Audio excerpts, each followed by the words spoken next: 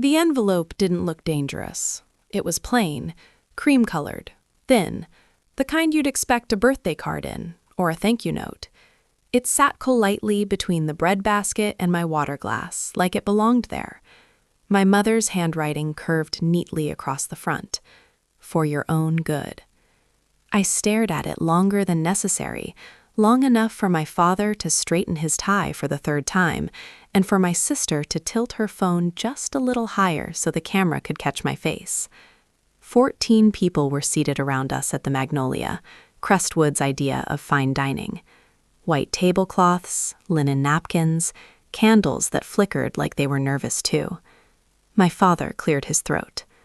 That sound, that single, sharp ahem, had controlled my life since childhood. Across from me, my sister Brooke smiled the way people do when they already know how the story ends. They expected tears. They expected begging. They expected the Ivy who always nodded, always said okay, always drove home crying with the radio off because even music felt like too much. But that Ivy didn't exist anymore, because that Ivy didn't have a 6-year-old daughter. And because 10 minutes earlier, in the parking lot, my mother had leaned in close and whispered the one thing she should never have said. I haven't told you what it was yet.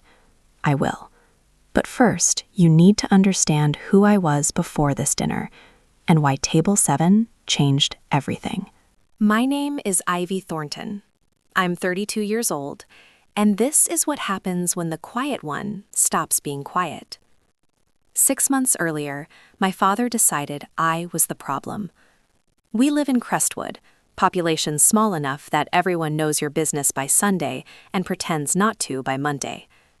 I've lived here my entire life.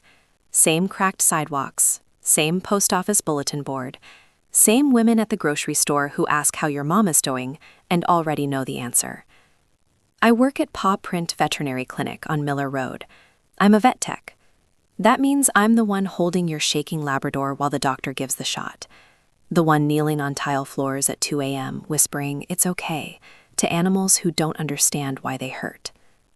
By the time I clock out, I smell like antiseptic, dog hair, and exhaustion. My daughter Lily says I smell like love. She's 6. She still believes smells have meaning. Lily is the reason I wake up. She's also the reason I learn to survive. We live in a 2-bedroom apartment above the hardware store on Elm Street.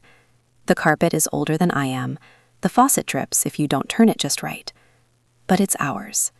And more importantly, it's stable.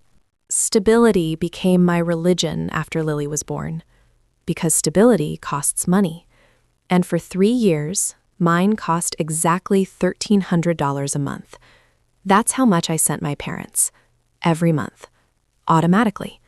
First of the month, my Venmo sent $1,300 to Gerald Thornton.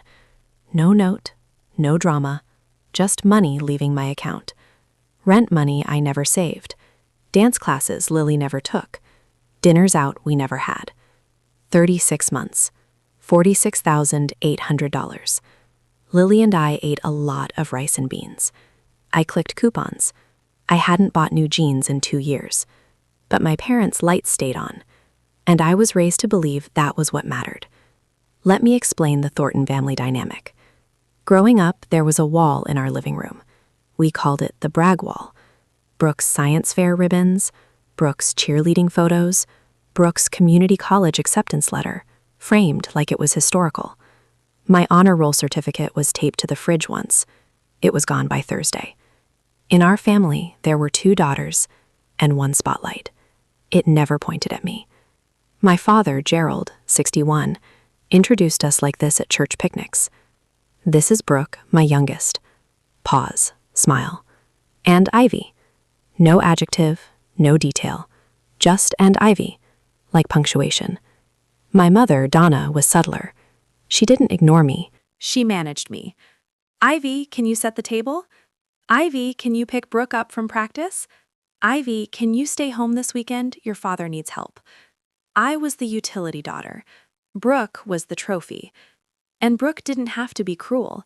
She just had to exist in the warm light while I stood in the draft. I thought silence was strength.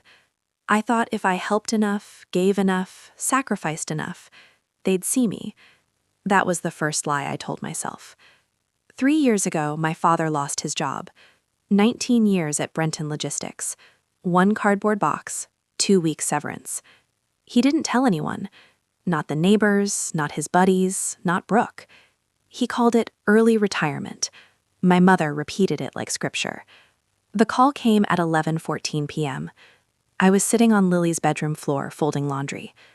"Your father won't eat," my mother whispered. "We're behind on the electric bill." "How much?" I asked. $1,300 would cover everything. Just this month.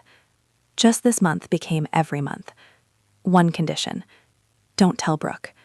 I kept the secret. I picked up extra shifts, bought Lily's shoes secondhand, said no to everything that wasn't survival. Meanwhile, Brooke posted photos online. Love spoiling my parents. I screenshotted them. Not for revenge, for proof. Which brings us back to the dinner. Table 7, candles lit, my sister's phone recording, my father sliding the envelope toward me, and my mother whispering in the parking lot beforehand, "If you don't do what we're asking tonight, I'll call Tyler's mother." My ex-husband's mother. The woman who wanted custody of Lily.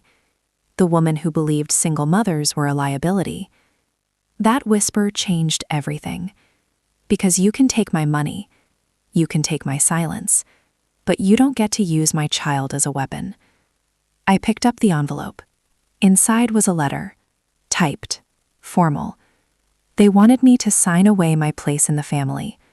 No contact, no wedding invitation, disappear quietly, for their image, for Brooke's future. They thought I'd cry. Instead, I reached into my bag and placed my envelope on the table. I'll stop here, because what's inside my envelope deserves its own reckoning. If this story is hitting close to home, like and subscribe before you forget. Drop your location and local time in the comments. I read every one. The manila envelope felt heavier than it should have. Paper doesn't weigh much, but truth does. When I placed it on the table beside their letter, the air changed. Not dramatically, no gasps, no raised voices. It shifted the way pressure does before a storm. Subtle, unmistakable. My father stared at it like it might explode. My mother's fingers tightened around her napkin. My sister lowered her phone just enough to see what I was doing, then angled it back up again. Still recording. Always recording. Marcus, Brooke's fiancé, leaned forward. Just slightly. That was the first time he'd moved in 10 minutes. "What's that?" Gerald asked. His voice sounded steady, but his knee was bouncing under the table. I could feel it through the floor. "My envelope," I said. Donna tried to smile. The kind of smile women practice in bathroom mirrors before church. "Ivy, sweetheart, this isn't the place." I peeled the tape open carefully. Slow movements have power. I learned that at the clinic. Animals panic when you rush. "This is exactly the place," I said. I reached inside and pulled out the first page. Venmo transaction history. 36 lines. Every payment dated. Every amount identical. $1,300, $1,300, $1,300. A few extras circled in red. Furnace repair, prescription refill, December groceries. At the bottom, the total. $46,800. I placed it flat on the table, right next to their letter. The paper didn't scream, but the numbers did. Nobody spoke. The piano player in the corner moved into a soft instrumental, unaware he was soundtracking the collapse of a family narrative. Marcus read the page. Not like someone skimming, like someone trained to read numbers. Line by line. His jaw tightened. Brooke laughed, a short, sharp sound. "Okay, that's dramatic." I looked at her. "Is it?" Donna's hand flew out. "Ivy, give me that." I slid the page back toward me, just out of her reach. "This is my checking account," I said. "My money. You don't get to take this too." Gerald finally found his voice. "You didn't have to do all that." I smiled, not kindly. "No," I said, "I didn't. But you asked. Every month. At midnight, when the bills were due And you were scared. Donna pressed her lips together. Marcus looked up. You told me Brooke was paying the bills. The sentence landed gently. That's what made it devastating. Donna opened her mouth. Brooke beat her to it. I helped too. How much? Marcus asked. Simple question. Accounting doesn't care about feelings. Brooke's face flushed. Why does it matter? Marcus waited. It mattered because numbers don't lie. Silence stretched. I pulled out the second page. Printed screenshots. Text messages. Dates. Times. Donna's contact name at the top. I read aloud. November 15th, 11:47 p.m. Ivy, please. The water bill is overdue. Don't tell Brooke. She'll worry. Donna's breath caught. I kept going. January 3rd. Can you send an extra $500? Dad needs his prescription. Gerald turned to her.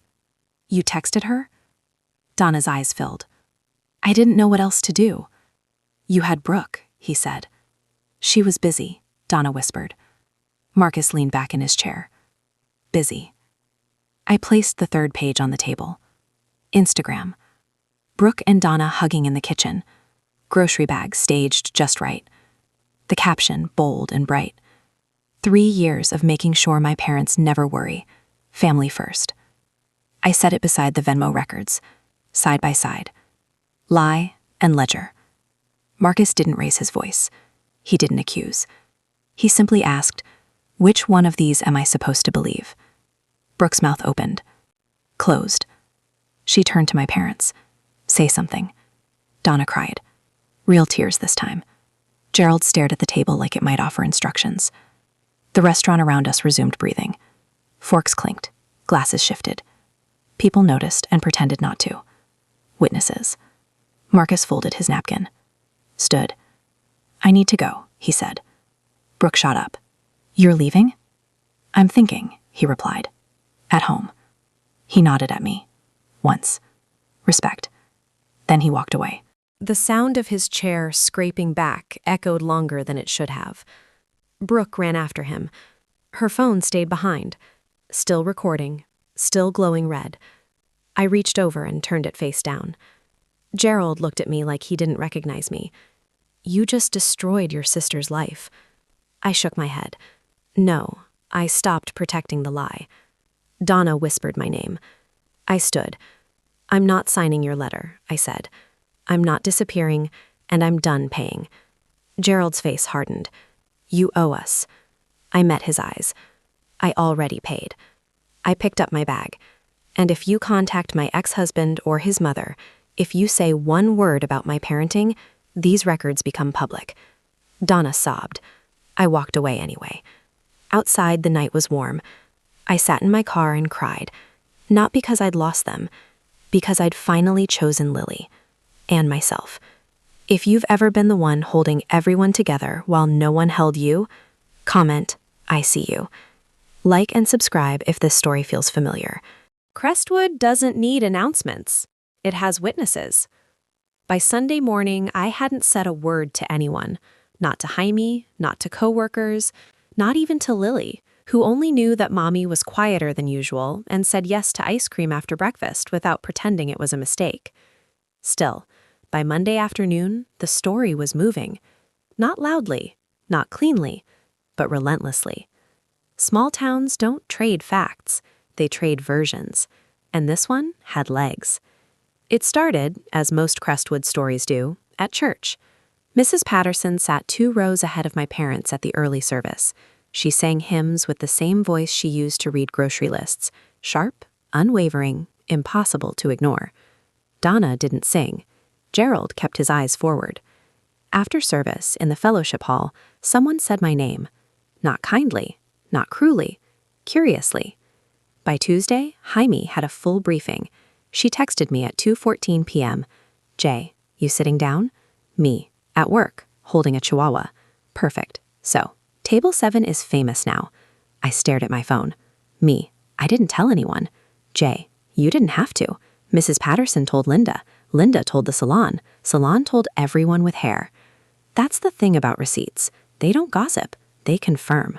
At the clinic, Dr. Nguyen didn't ask questions, but he handed me a coffee halfway through my shift and said, "Take your break when you need it," which was his way of saying he knew something had happened.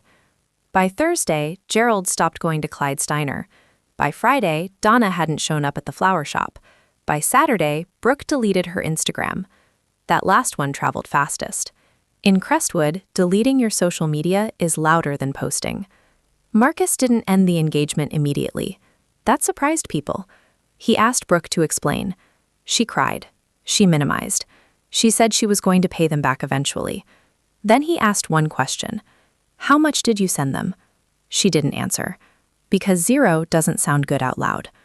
3 weeks later, the ring was returned. No post, no statement, just absence. A month passed. I didn't call my parents. They didn't apologize. They just adjusted. Badly. Donna left another voicemail. "We need to talk." No apology, no mention of Lily. Translation: "We need help." I deleted it, then deleted it again. Some boundaries require repetition.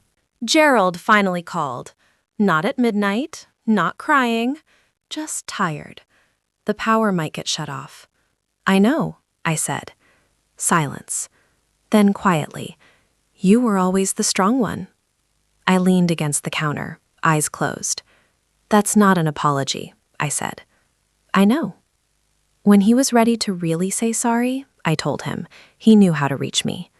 I hung up. Lily tugged my sleeve. "Was that Grandpa?" "Yes, baby." "Is he mad?" "No," I said honestly. "He's learning." The math of my life changed. $1,300 stayed in my account. I opened a savings account for Lily. The balance was small, but it existed. That mattered. One night, Lily handed me a drawing. 2 stick figures, 1 big sun. "That's us," she said. I smiled. She didn't draw grandparents. She didn't ask why. Kids understand stability before adults do. Here's the truth I didn't want to admit until Table 7 forced it out of me. Some families don't love you for who you are. They love you for what you provide. And when you stop providing, they call it betrayal. If you've ever been labeled selfish for setting boundaries, tell me, what did you stop paying for? Like and subscribe if you're still here. Your story matters too. Crestwood eventually got bored. It always does. Once the scandal stopped producing fresh angles, no screaming matches in parking lots, no tearful confessions on Facebook, the town moved on to safer entertainment. A teacher caught drinking at lunch, a zoning dispute, someone's cousin arrested 2 counties over. But consequences don't disappear just because people stop watching. They settle, quietly, like dust. Donna showed up at my door in late October.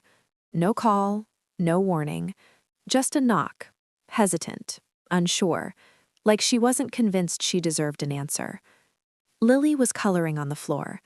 I opened the door halfway. Donna looked smaller. Not physically, emotionally. Her hair was pulled back without care. No makeup. Her coat was too thin for the weather. "I brought soup," she said, holding up a container like an offering. I didn't step aside. "I didn't ask you to come." "I know." She didn't push. That was new. I just wanted to see Lily. Lily peeked around my leg. "Hi, Grandma." Donna's face crumpled. That almost did it. Almost. I knelt. "Sweetheart, go finish your picture." When Lily disappeared, I straightened. "This isn't how reconciliation works," I said. "You don't show up with soup and skip the apology." Donna nodded. "I didn't come to fix it." That stopped me. I came to say I was wrong. The words fell awkwardly, like she wasn't used to carrying them. "I let your sister take credit because it was easier. I didn't stop your father. And I let you believe your worth was measured in transfers and receipts." Her voice shook. "I taught you to disappear." I opened the door the rest of the way. Not forgiveness, but acknowledgement. She didn't come in. She left the soup. Progress doesn't always get invited to sit down. Gerald hit bottom 2 weeks later. Clyde called me. I hadn't heard his voice in years. "Your dad's here," he said. "He shouldn't be driving." I found Gerald slumped in a booth, hands wrapped around cold coffee. He didn't look drunk.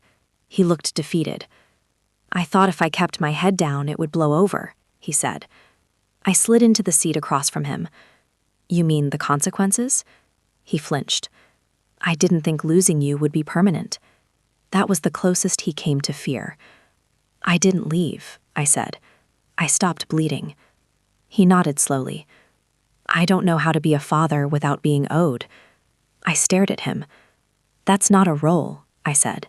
"That's a debt." We sat there until the check came. I paid. Not because I had to, because I chose to. Choice changes everything. Brooke moved. No announcement. Just gone. A friend mentioned she took a job 2 states over. New start, new story. I hoped she told it better. I hoped she told it truer. But her healing wasn't my responsibility. For the first time, that didn't feel cruel. It felt clean. Thanksgiving came again.